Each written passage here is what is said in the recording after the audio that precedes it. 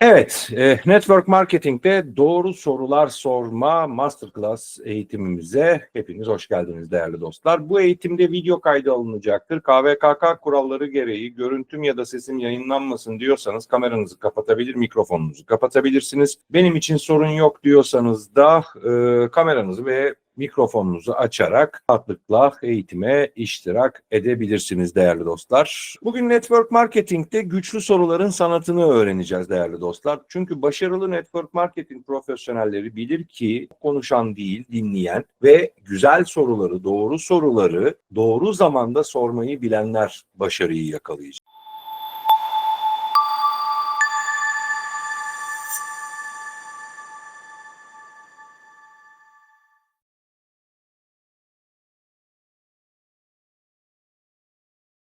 Bu eğitimde ne bulacağız? Bir kere soru sormanın gücünü anlayacağız. Zihin haritaları ve doğru soruların temelini birlikte deneyimleyeceğiz. Merak uyandıran sorular ne demektir? Derinlik katacak sorular ne demektir? Ve tabii ki de itirazlara sorularla karşılık verme noktasında neler yapacağımızı deneyimleyeceğiz. Aramıza yeni katılan arkadaşlarım var. Network marketing deneyimi olan arkadaşlarım var ve deneyimi olmayan arkadaşlarım var. Sizler için çok güzel yeni soru kalıpları hazırladım bu eğitim programında. Umarım bu soru kalıplarıyla işimizi çok daha yukarıya taşıyacağız hep birlikte. Ve değerli dostlar, bir kere soru sormanın gücünden başlayalım. Neden mesela soru sormak çok önemli? En önemli şey burada konu olarak insanların kendi ulaştıkları sonuçlara daha çok inanırlar. Yani soru sorarak onları aslında belirli bir noktaya doğru götürüp ve onların kendi cevaplarıyla doğruyu bulmasını sağlatıyoruz. Çünkü anlatmak direnç yaratır. Ne kadar çok bir şey anlatmaya odaklanırsanız karşı taraf bu sefer size soru sormaya başlar ve bunlar da direnci tetikleyecektir. O yüzden de sormak merak uyandırır değerli dostlar. Karşımızdaki kişinin ihtiyaçlarını keşfetmemizi sağlar ve onunla birlikte aslında sanki biz de yeniden deneyimliyormuşuz hissiyatını yaratır ve duygusal bağ kurmanın en kolay yoludur. Aynı zamanda da en hızlı yoludur. Birlikte sonuca ulaşmak o sonucu dayatmaktan çok daha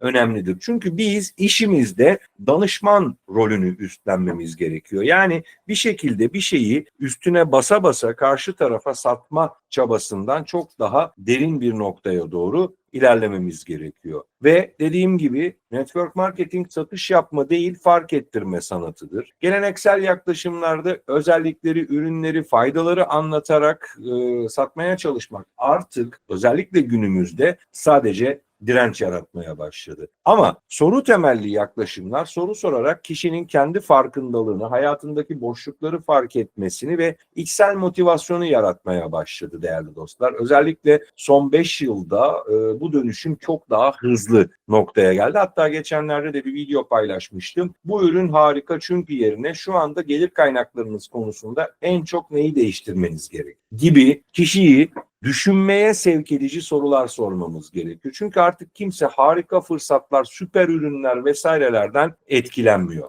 değerli dostlar. Aynı zamanda soruyla yönlendirme ve ikna arasındaki farka baktığımızda ikna etmek zorlayıcıdır. Yani karşı tarafı hazır sonuçları sunarız, pasif dinleyici konumuna iteriz, ürün veya fırsat odaklı bir iletişim yaparız. Yani kendi gerçekliğimizden konuşmaya başlarız. Bizim aslında onun için biçtiğimiz rolü deneyimlemeye başlarız ve ona bu şekilde yaklaşmaya başlarız. Ama soruyla yönlendirici bir şekilde devam edersek keşif sürecine dahil ederiz. Sanki karşımızdaki müşteri ya da partner adayı birlikte keşfediyormuşuz hissiyatını yaratırız. Aynı zamanda karşı tarafı aktif düşünmeye sevk ederiz ve ihtiyaç odaklı bir iletişime gideriz. Aktif düşünme nedir? Senin sorduğun soruda orada baktığın zaman eğer bir ampul yanıyorsa kişinin zihninde ki onu zaten gözlerinden görürsünüz, emin olun doğru noktadan yakaladınız demektir. Ve yakaladığınız noktanın da üstüne gitmeye başlayabilirsiniz çok rahatlıkla. Ve tabii ki de zihin haritaları doğru sorunun temeli niyettir arkadaşlar. Öncelikle bir soruyu sormadan önce kendi niyetinizi bir sorgulayın. Karşınızdaki kişiyle gerçekten ilgileniyor musunuz yoksa sadece onu bir rakam ya da sayı olarak mı görüyorsun? Çünkü değerli dostlar slaytta da gösterdiğim gibi insanlar sizin ne kadar neyi bildiğinizle ilgilenmez. Ne kadar önemsediğinizi bilmek isterler. Kimi? Onu. Karşınızdaki kişinin, unutmayın ki 4 boyutlu bir varlıktır. Beden, kalp, ruh ve zihin. Yani vicdanı var, duyguları var, hayalleri var, hedefleri var ve onu ne kadar önemsediğinizi hissettirmeniz gerekiyor tüm görüşmelerde, hatta en başından en sonuna kadar. Çünkü doğru niyet aynı zamanda doğru soruları ortaya çıkartır ve unutmayın, karşınızdaki kişi, siz dahil olmak üzere, o sohbetin içerisinde niyeti sezebilir. Ve niyeti sezdiği andan itibaren vereceği bir tek karar vardır. Ya beni düşünüyor, önemsiyor deyip sizi dinlemeye devam edecektir, ya da birazdan bana bir şey satmaya çalışacak, param almaya çalışıyor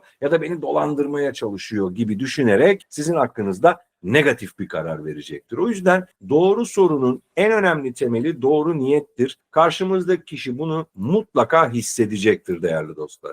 Peki, hedef belirleme noktası. Biliyorsunuz daha önceki eğitimlerde de bahsetmiştim. İşte sıcak kişiler, ılık kişiler ve soğuk kişiler olmak üzere 3'e bölebiliriz etrafımızdaki kişileri. Unutmayın, sıcak kişiler sizi veya iş modelinizi bilen, ilgi gösteren kişilerdir. Burada nasıl bir soru sormamız gerekiyor? Burada size birkaç örnek verdim her birinde. Mesela kendi üstünüzden örnek vererek onun fikrini almak istiyormuşuz gibi bir soru sorabiliriz. Nasıl? Sence bu fırsatta en çok hangi yönün başarılı oldu? Yani size aslında anlatmaya çalışırken kendi üstündeki yönleri de keşfetmesini sağlatırsınız. Çapraz mantıkta bir soru olarak düşünebilirsiniz bunu. Ya da bu işi gerçekten birlikte yapsaydık ilk adım nereye odaklanır? Kişiyi işin içine sokma ve sanki işteymiş gibi bir noktada düşünmeye sevk eden soru kalıpları kullanabiliriz. Özellikle sıcak kişilerde. Ilık kişilerde de ek gelir konusunda şu an en çok neye ihtiyaç duyuyorsun? Bakın, herkes binlerce euro, on binlerce euro kazanmak ister ama bugünün gerçekliğinde kişinin ilk hedefi ne olacak? Yani ne kadar bir para kazansaydı bu işten ek gelir olarak tatmin olacaktı. Özellikle ılık kişilerde kişinin neyi ne kadar istediği veya ne kadarla ilk başta tatmin olacağını öğrenmek size çok büyük bir avantaj sağlayacaktır. Veya kişiye gene bir sorgulayıcı soru, hayatında değiştirmek istediğim bir şey olsa bu ne olurdu? Kişinin hikayesini size açmasını sağlar ve o hikayeyle birlikte kişi size birçok farklı doneyi kendisiyle ilgili verecek. Peki soğuk kişiler, bunlar sizin hiç tanıdığınız olmayan, işinizi de hiç bilmeyen, sizin ne yaptığınızı bilmeyen kişiler. Bu otobüste tanışabilirsiniz, herhangi bir yerde tanışabilirsiniz vesaire gibi tamamen duygusal bağınızın da olmadığı, hatta hiç bağınızın olmadığı insanlar.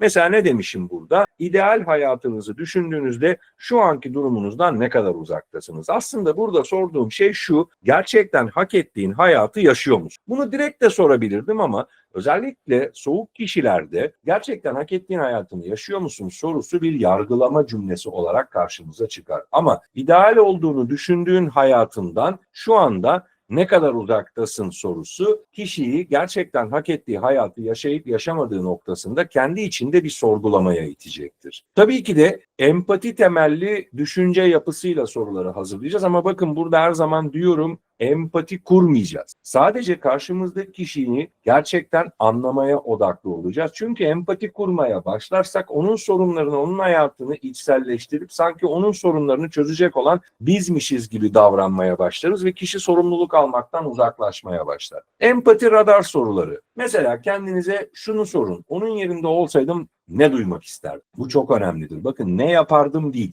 ne duymak isterdim? Ya da bu kişinin hayatındaki en büyük zorluk ne olabilir? Hayallerini ve korkularını anlamak için ne sormalıyım? Çünkü her insan hayal kurar ve hayaller aynı zamanda kişiyi ürkütebilir. Ya yapması gerekenler onu ürkütür, ya o noktaya ulaştığında tatmin olup olamayacağı sorusu onları ürkütür, ya da mesela çok vardır bu, çok paradan ürken insanlar da vardır. Aman aman, gerek yok, bana bu kadar yeter derler. Bu aynı zamanda korkuları da tetikler değerli dostlar ve hangi soru ona gerçekten değer verdiğimi hissettirir. Devamında değerli dostlar, empatik sorularla karşımızdaki kişiyi anlamaya başlıyoruz. Bakın, empatik soru sormak, yine altını çiziyorum, empati kurmak değil. Kendimizi onun yerine tamamen koymak ve onun hayıflanması gereken problemleri düşünmek değil. Onun adına karar vermek değil. Bazen çok yapıyoruz mesela. Bunun paraya ihtiyacı var. Tamam, var. Ama hayatında o paraya ihtiyacı olduğunu o mu söylüyor, sen mi söylüyorsun? Ya da bu işe ihtiyacı var. Bu senin kararın mı, onun kararı mı? Çünkü insanlar kendileri hakkında karar verilmesini sevmez. Tıpkı sizin gibi. Siz de kendiniz hakkınızda karar verilmesini sevmezsiniz.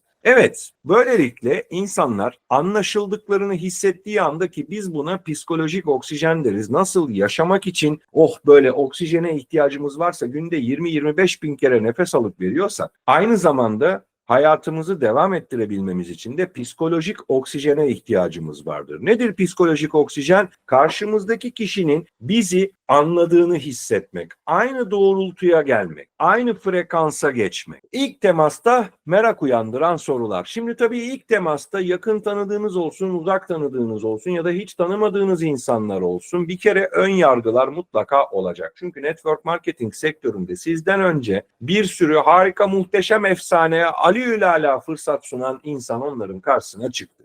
Ve bu konuda deneyimleri var ya da bilgileri yok, yani fikirleri var diyebilirim sadece. Çünkü network marketingle ilgili bilgisi olan bir insanın bu sektöre soğuk ya da negatif durma şansı yok değerli dostlar. Mutlaka ve mutlaka network marketingi anlamış birisi bu sektörde ya içindedir ya da geçmişten beri faaliyettedir ya da artık hayatını değiştirmek için bu konuda karar vermiş ve dahil olacaktır. Ön yargı duvarını yıkan sorular mesela. Ek gelir fırsatları ile ilgili nasıl bir tecrüben var? Kişiye tecrübesinin olup olmadığını ona söyletin. Unutmayın, birçok itiraz, ki itiraz karşılama eğitimlerinde de bunu vereceğim. Birçok itiraz sadece zeki görünme ihtiyacından dolayı gelir. Konuşmuş olmak için gelir. Çok bilen insanlar vardır etrafınızda. Her bokolog deriz biz bunlara. Her şeyden anlarlar ama sadece her şeyle ilgili fikirleri vardır. Çünkü bilmek, yapabilmek demek değildir arkadaşlar. Yani pilav yapmayı bilirsiniz. İşte ne bileyim sıcak su, tereyağı, pirinç, tuz. Yani baktığınızda, ama yapabiliyor musunuz'a geldiği zaman işin rengi değişir. İşte mesela bir diğer soru sizin için çıkardığım, network marketing denilince akla ilk ne geliyor? Kişinin geçmiş deneyimlerinden burada aklına İlk gelen şey ne mesela? Bunu öğrenmek gerekiyor. Ya da sence başarılı insanların ortak özellikleri nelerdir? Bir insanın birini başarılı olarak adletmesi için oradaki gördüğü kendi perspektifindeki ortak özellikler ne? Yani karşıdaki kişi neyi başarı sayıyor, neyi başarısızlık sayıyor? Senin başarı saydığın şeyi o başarı saymak zorunda değil. Unutmayın, seninle aynı şeyleri düşünmek zorunda değil. Biz insanları zorlamıyoruz. Biz bir fırsatı gösteriyoruz ve bu fırsatı gösterdikten sonra kişinin kendi özgür iradesiyle katılmasına aracılık ediyoruz değerli dostlar. Veya merak uyandıran sorular mesela. Önyargı duvarını yıkan soruların yanında merak uyandıran sorular var. Nedir mesela? Hiç ayda 5.000 TL ek gelir kazanmanın hayatını nasıl değiştireceğini düşündüm. Gerçekten daha önce hiç ek gelir kazanma noktasında bir hayali olmayan, bir yatırımı olmayan veya bunu fikir olarak bile zihnine getirmemiş birinin, düşünsenize, hayatında 5.000 liralık bir ek gelir kazandığında hayatın nasıl değişir? Bunu belki büyük şehirlerde yaşayan arkadaşların ya 5.000 çok bir şey değiştirmez diyebilir ama Anadolu'nun birçok yerine gittiğiniz zaman çocuğun bir dönemlik okul parası olarak düşünebilirsiniz. Ya da işte kiranın %40'ı %50'si olarak düşünebilirsiniz. O yüzden network marketing sektöründe hiçbir parayı da küçümsemeyeceğiz. Hiçbir parayı da bu kadar mı falan deyip eziklemeyeceğiz değerli dostlar. Bu konuda en doğru tabir bu. Zamanının ve enerjinin karşılığını tam olarak aldığını düşünüyor musun? Kişiyi yine kendi içinde merak uyandırıp aynı zamanda sorgulamaya iten bir soru. Şöyle düşünün, karşınızdaki kişi haftada 45 saat minimumda çalışarak ya da 50 saat çalışarak, 50 dediğimizde ayda 200 saatini çalışmaya ayırıyor ve bu 200 saatin karşılığında X lira bir para alıyor ve gerçekten saatine hak ettiği parayı alıyor. Mesela bunu sorgulatmak gerekiyor ki burada da merak uyandıran şey oluyor. Mesela zamanımı veriyorum, enerjimi veriyorum ama karşılığında hak ettiğim şeyi almıyorum. O zaman ne yapman lazım? Sorudan sonra tekrardan bir soru daha geliyor. Ya da 5 yıl sonra kendini nerede görmek istiyorsun? Her insanın istisnasız kendisi için gelecek planları vardır. Sonbahar yaprağı gibi oradan oraya savrulan insanlar bile bundan sıkılır ve kendisi için bir gelecek planı mutlaka düşünür değerli dostlar. O yüzden bu sorularla savunma mekanizmalarını aşabilirsiniz. Samimiyet kurma noktasında ilerleyebilirsiniz. Unutmayın, doğru soru samimiyeti arttırır. Ve devamında mesela açık uçlu güçlü sorular. Zamanın ve özgürlüğün olsaydı, şu an birçok insanın zamanı yok. Birçok insan zamansızlıktan şikayetçi. Peki zamanın olsaydı ve buna özgür de olsaydın yapmak isteyeceğin 3 şey ne olur? Buna hayallerin ne demek yerine aslında soruyu biraz daha böyle sorup kişinin düşünmesini sevk etmeye başlıyoruz. Ya da maddi kaygıların olmasaydı hangi konuda kendini geliştirmek isterdi? Unutmayın, her insan bir gün öncesinden daha iyiye gitmek ister ve gelişim odaklıdır. O yüzden de buradaki gelişim hedeflerini de öğrenmek sizi network marketingle eşleştirebileceğiniz çok güzel noktalara getirecek. Başarısızlık riski olmasaydı hemen yarın hangi işe başlardı? Mesela hangi işi güvenli liman olarak görüyor, bunu göreceksiniz. O gördüğü güvenli limandaki iş modeliyle network marketingin benzeşen yönlerini gösterdiğinizde otomatik olarak kendi güvenli limanıyla eşleştiği için network marketingi de güvenli bir liman olarak görmeye başlayacak. Biraz burada gerçekten ileri düzey teknikleri veriyorum size, özellikle soru sormada. Bunları hayatınızda da normal, sosyal, özel, iş hayatı, bütün hayatınızda da uygulayabileceğiniz şekilde tasarladım bu eğitimi ve o kişinin aslında kendi içindeki cevaplarla senin ona sunduğun fırsatları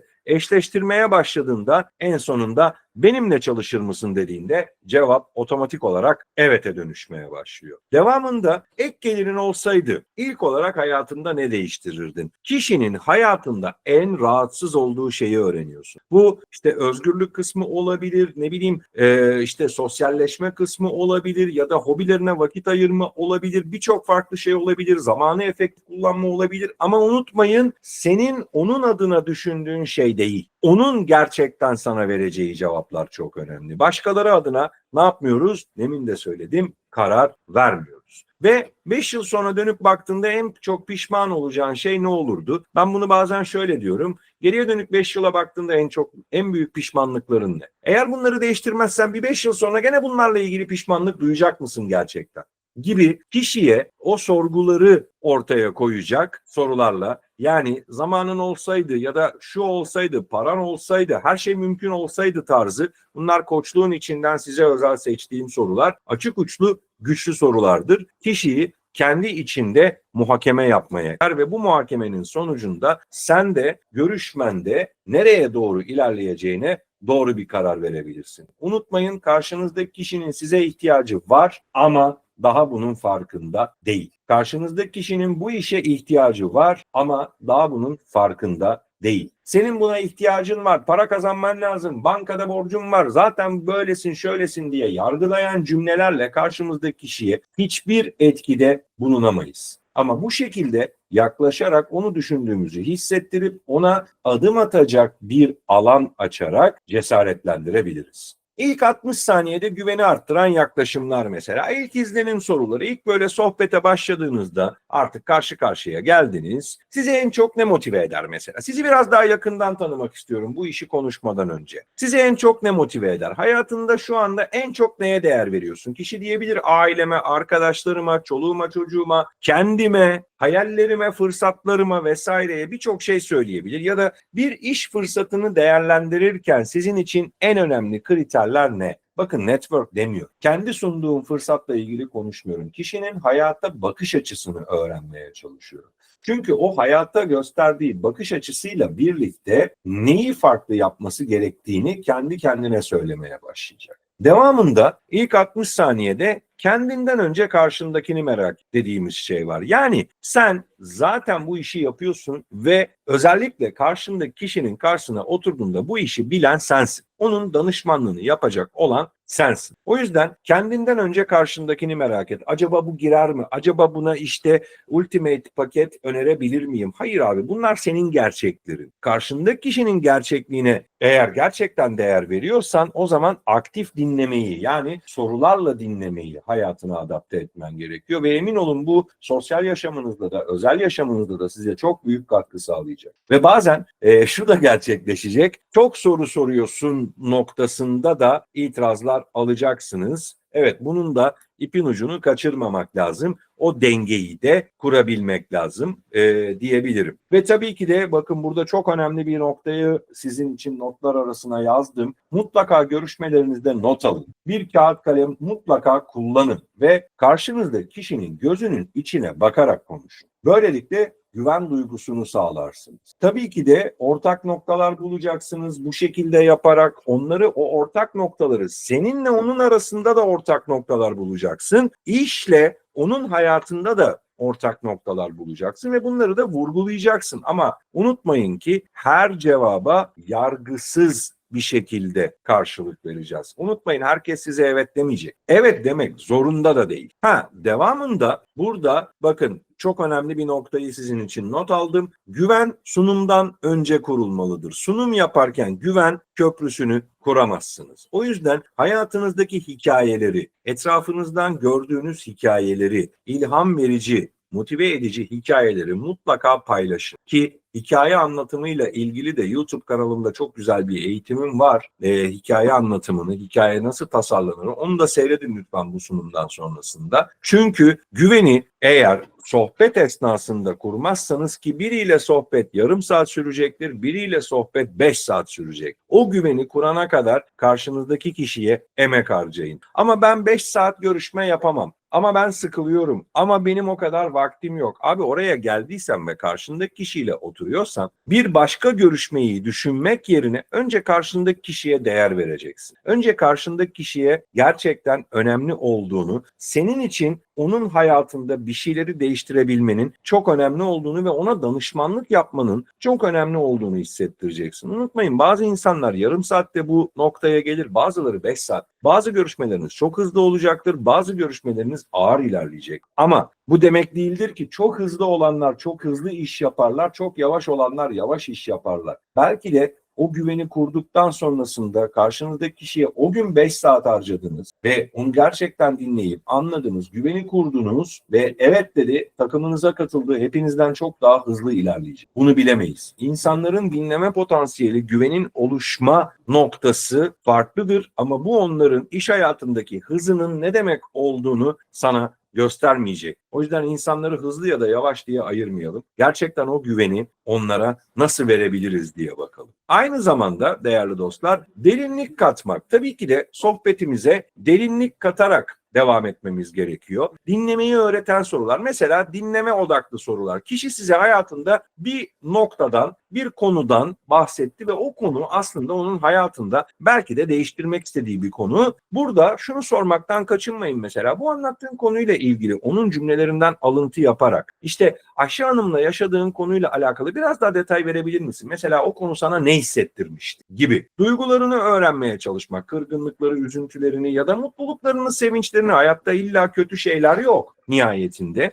Bunları öğrenerek çok daha ileriye ve derinlik katarak devam edebilirsiniz. Tabii ki de mesela söylediği bir şey var. İşte yöneticisiyle kavga etmiş mesela ve orada şöyle şöyle söyledim dediğinde, bunu söylerken ne hissettin dediğinizde oradaki coşku mu, motivasyon mu, kalp kırıklığı mı, artık o duygu neyse o duyguyu alıp network marketinge doğru evriltebilirsiniz. Yani böyle duyguları bir daha yaşamak istemeseydin network marketing senin için iyi bir alternatif olur mu? Biz arkadaşlar sorularımızla kişiye bir yön vermeye çalışıyoruz. Biz profesyonel görüşücü ya da profesyonel dinleyici değiliz. Ya ne güzel, oh dinledim ben seni, çayını kahveni de ödedim, hadi bakalım sen git. Böyle bir dünya yok. O yüzden bizim bir hedefimiz var ve yönlendirici soruları doğru yerde sormaktan da lütfen çekinmeyin. Bu noktanın da altını gerçekten çizmek istiyorum değerli dostlar. Eğer doğru soruları sorarsanız, doğru noktalarda ilerlerseniz çok daha keyifli ilerleyeceksiniz. Mesela bir anısını anlattı, bir konuyu anlattı. Bu durumun seni en çok zorlayan yanı neydi? Mesela hayata karşı direnmekte ve zorlansa da ilerlemeye devam ettiği yerleri öğrenmeye başlıyorsunuz. Çünkü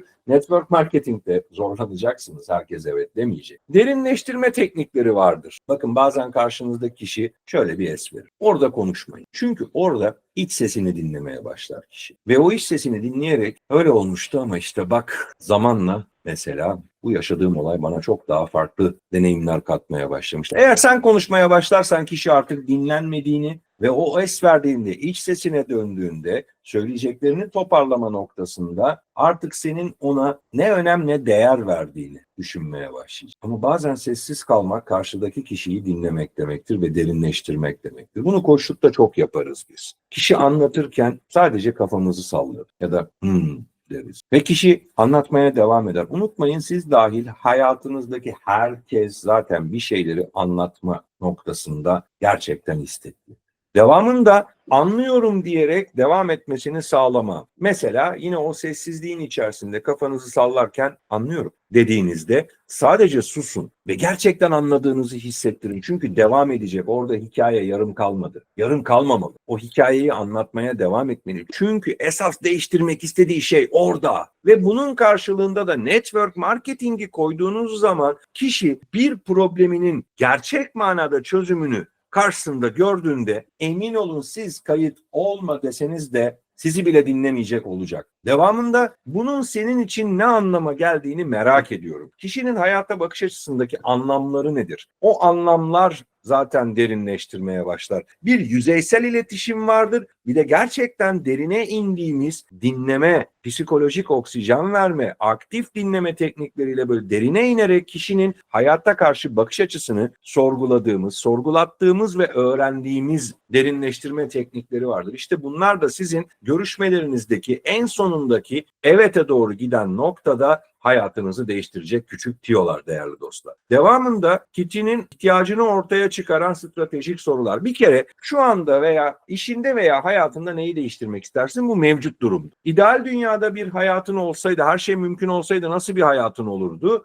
Bu hedefini sorguladığın yerdir. Seni bu hedefe ulaşmaktan alıkoyan en büyük engel nedir? Bazıları diyecek mesela karım diyecek, kocam diyecek ya da işte çocuğum diyecek, küçük çocuğum. Bakın bunlar da engel olabilir ve o engelleri nasıl aşacağının yollarını göstereceksiniz. Unutmayın, bizim hedefimiz kişiyi A noktasından B noktasına taşıyabilme becerisi ve bu yolu gösterebilme becerisidir. Biz aslında el feneriyiz insanlar. Ya da motivasyon. Bu değişimi gerçekleştirdiğinde hayatında nelerin farklı olacağını, gerçekten bu değişimi gerçekleştirebilir mi? Ama bu soru seninle alakalı ha. Bak, şu anda sorduğum soru seninle alakalı, senin inancınla alakalı. Gerçekten bunu hayatında değiştirebilir mi? Ona inanıp inanmamanla alakalı değil. Çünkü sen inanıyorsan inancın karşıya da geçer. Evet, network marketing sektörüyle bana göre istisnasız herkes hayatını belirli noktalarda, istediği noktalarda değiştirebilir. Ben buna inanıyorum. O yüzden siz de inanın değerli dostlar, bu inancınız karşıya da geçecek. Devamında harekete geçme. Engelleri aşmak için ne tür bir desteğe ihtiyacın var? Yani kişi gerçekten ne olsaydı hayatında, nasıl bir destek olsaydı bir şeyleri aşmak için hareket eder. Belki de orada şunu diyecek, ya yanımda yürüdüğüm bir yol arkadaşım olsaydı bunları çok daha kolay aşabilirdim. Ya da işte şu olsaydı ya da işte şu kadar param olsaydı, mesela şu kadar param olsaydı ekstradan dediğinde o paranın kazanılma yolunu gösterdiğinizde kişi sizinle birlikte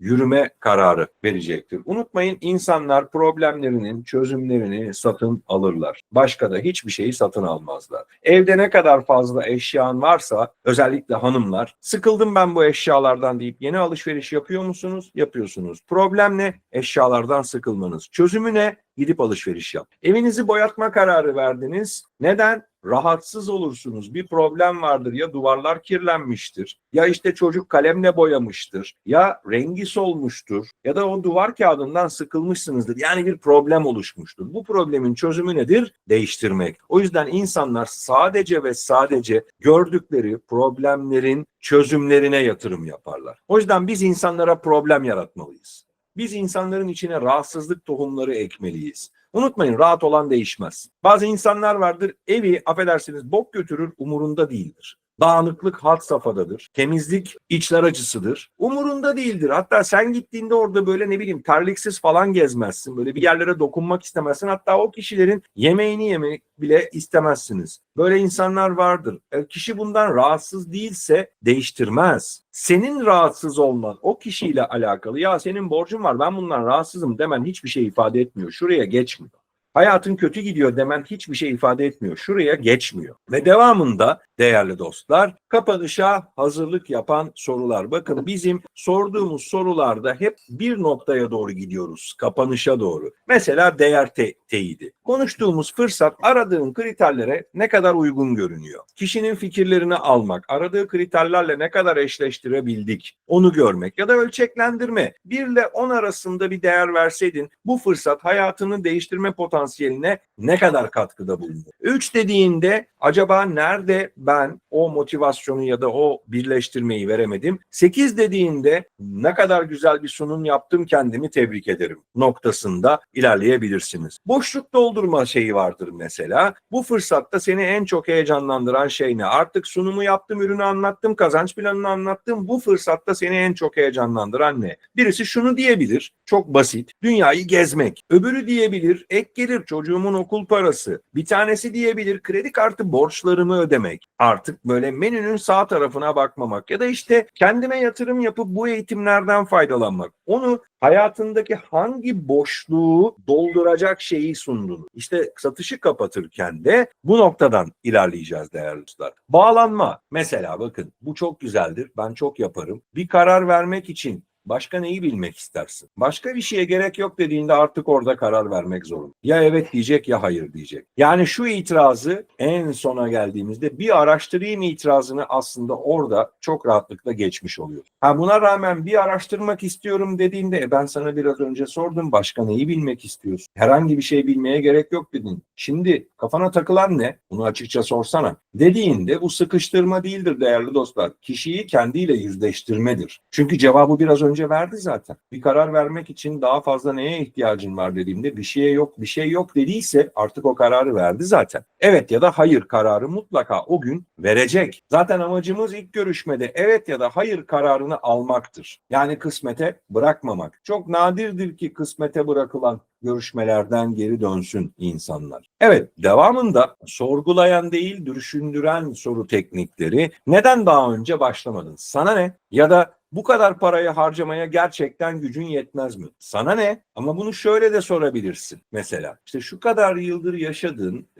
ve kendin için gerçekten ne kadar yatırım yaptığını düşünüyorsun. Sadece kendini düşünerek dediğinde ev almak, araba almak falan kendine yaptığın yatırım değildir. Cansız varlıklaradır. Kendine yaptığın yatırım hayatını değiştirmek için farklı yolları denemektir. Aldığın kitap kendine yatırımdır. Aldığın eğitim programı kendine yatırımdır. Network marketing'e girmek kendine yatırımdır. Sınırların dışına çıkmaktır. Yani bu kadar parayı harcamaya gerçekten gücün yetmez mi? Belki o anda fakirim lan söylemek istemiyorum. İflas ettim. Belki de iflas et. İnsanlar bunu söylemekten çekinebilirler. Belki de o anda gerçekten param yok ama gerçekten umutlarım var ve bu işe başlamak istiyorum. O zaman böyle bir insanı, açlıkları olan bir insanı kaybettin işte. Bizim amacımız sorgulayan sorular değil. Mesela başarısız olmaktan mı korkuyorsun? Sana ne? Bu bilgi senin neyine yarayacak? Sadece karşıdaki kişiyle direkt olarak şu noktaya geleceksin. Mücadele. Ama baktığın zaman hayatında neyi değiştirirsen en büyük mutluluğu getirir. Bak mesela çok güzel bir soru. Hayatında neyi değiştirirsen en büyük mutluluğu getirir. İçten içe öykündüğü şeyi öğrenmeye çalışıyor. Ya da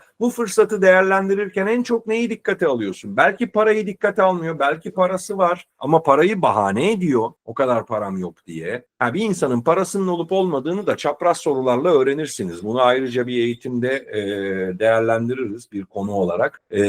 Param yok itirazını yaklaşık 10 dakika içerisinde zaten kişinin ne kadar bütçesi olduğunu çapraz sorularla öğrenirsin. Çocuğunun okuduğu okuldan bile kişinin aylık gelirinin ne kadar olduğunu öğrenirsiniz. O yüzden bunu ayrıca bir eğitim konusunda vereceğim. Çapraz sorular eğitimi değil de daha çok tanıma tanışma eğitiminde vereceğim. Buz kırma eğitimi deriz biz buna network marketing'de. Orada kişiyle ilgili çok farklı dinamikleri bambaşka noktalarına yaklaşarak yakalayabilir hale geleceksiniz. Şu anki durumun ile 5 yıl sonrası için hayal ettiğin yer arasında nasıl bir fark var? Bunlar hep içgörü ve farkındalık yaratan sorulardır değerli dostlar. Yani bizim amacımız yargılamak değil. Bizim amacımız karşımızdaki kişiyle birlikte olmak, birlikte karar vermek ve bu kararı verirken özgür irademizden şaşmamak. Ve devamında bu da son slaytım. İtirazlara karşı soruyla yön ver. Çok pahalı. Sence bu yatırımın uzun vadede sana getireceği değer ne olabilir? Çok pahalı itirazına mesela soracağımız soru. Ya da Bu fırsatı değerlendirmemenin maliyeti nedir? Ters açıdan, ters psikoloji sorusu. Zamanım yok itirazını nasıl kaçarız? Şu anki zamanını en çok neler alıyor? Gerçekten zamanını nereye harcıyor? Haftada 5 saat ayırabilseydin hayatında neyi değiştirmek isterdin? Aslında o zamanı nasıl ayırabileceğini ona gösteriyoruz. Ama bakın şu demek değil. Ya işte televizyon seyrediyor musun? Seyrediyor. Seyretmeyi ver. Sana ne abi? Niye keyfimden ödün veriyorum? Keyfimin içinde bu saati bana nasıl ayırtabilirsin? Bunu düşünsene. Ya da ne bileyim hayatında bunu ayırarak gerçekten yakalayacağı faydayı masaya koysana. Bunu kendisi söylesin, sen değil.